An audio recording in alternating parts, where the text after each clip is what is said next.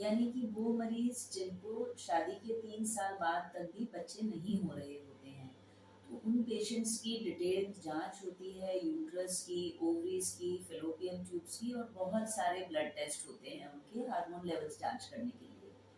और अगर सब कुछ ठीक निकलता है तो लास्ट में जो ट्यूबल पेटेंसी की जाँच होती है, उसे सोनोसाल्पिंजियोग्राफी कहते हैं, जो हम लोग यहाँ अल्ट्रासाउंड गाइडेंस में करते हैं।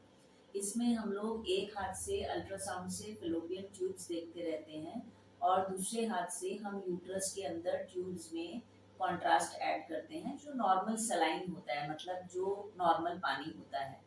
तो उसमें कोई पेन नहीं होता है, कोई इंजेक्शंस नहीं लगते हैं और हमें दोनों ट्यूब्स में से स्पिल होती हुई बिल्कुल साफ दिखती है, जो कंफर्म करती है कि इस पेशेंट की दोनों ट्यूब्स बिल्कुल पेटेंट हैं, यानी कि खुली हुई हैं। और ये 5 मिनट का काम होता है, इसमें पेशेंट को कोई दर्द नहीं होती है, कोई रेडिएशन नहीं लगती है, जैसे कि एचएसडी में लगती है, जो एक्स-रे मशीन पे होती है। और इसके बाद जो सबसे लास्ट जाँच होती है ऐसे पेशेंट्स की, वो होती है यूट्राइन आर्टरी डॉपलर।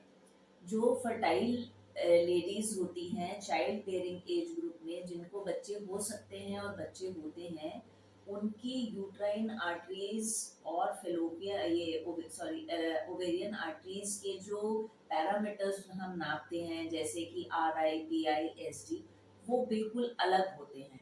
और उन पेशेंट्स में जिनको बच्चे नहीं हो रहे हैं और नहीं हो सकते हैं, अनएक्सप्लेन्ड इनफर्टिलिटी जिसे कहते हैं, उनमें ये वैल्यूज़ जो हैं यूट्राइन आर्टरीज़ की आरआई, पीआई, एसडी, ये बहुत ज़्यादा होती हैं। जैसे आप मेरे पीछे देख पा रहे हैं स्क्रीन में, उनके ग्राफ भी अलग दिखते हैं।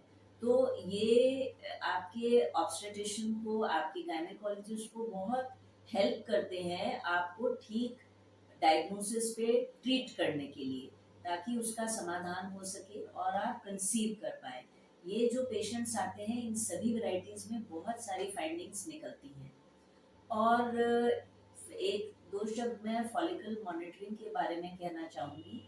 फॉलिकल मॉनिटरिंग जो होती है वो डे 8 से डे 12 तक शुरू होती है पोस्ट मेंस्ट्रुअल फेज़ में। इसमें आपको रोज़ आना होता है और रोज़ाना हम लोग दोनों ओवरीज़ के फॉलिकल्स नापते हैं, यानी कि एग्स नापते हैं, एंडोमेट्रियल लाइनिंग नापते हैं, सब जगह का कलर डॉपलर, कलर फ्लोज़ देखे जाते हैं। क्योंकि अगर सिर्फ फॉलिकल बड़ा हो रहा है और उसके आसपास खून का बहाव नहीं है, उसकी दीवारें खराब हैं, तो वो उसमें से आप कंसीव नहीं करेंगे और अगर कर भी लिया तो वो अबॉर्ट हो जाएगा। तो हम लोग यहाँ 3D 4D में सब कुछ डिटेल में देखते हैं। ऐसे ही यूट्रस के अंदर की जो लाइनिंग होती है, उसकी कट ऑफ भी 7 mm होती है। अगर उससे कम है, आप कंसीव नहीं करेंगे। वो लाइनिंग भी बढ़नी चाहिए, उसके भी डॉपलर पैरामीटर्स होते हैं, अगर वो सब सही हैं, तभी आप कंसीव कर पाएँगे और वो बेबी 9 मंथ्स तक पहुँच पाएगा। तो जो भी इस कैटेगरी के पेशेंट्स हैं, आप प्लीज़ अपने डॉक्टर से कंसल्ट करें। अगर बिना प्रिस्क्रिप्शन के भी आते हैं, तो हम लोग ये सब इन्वेस्टिगेशंस रोज़ करते हैं। Thank you.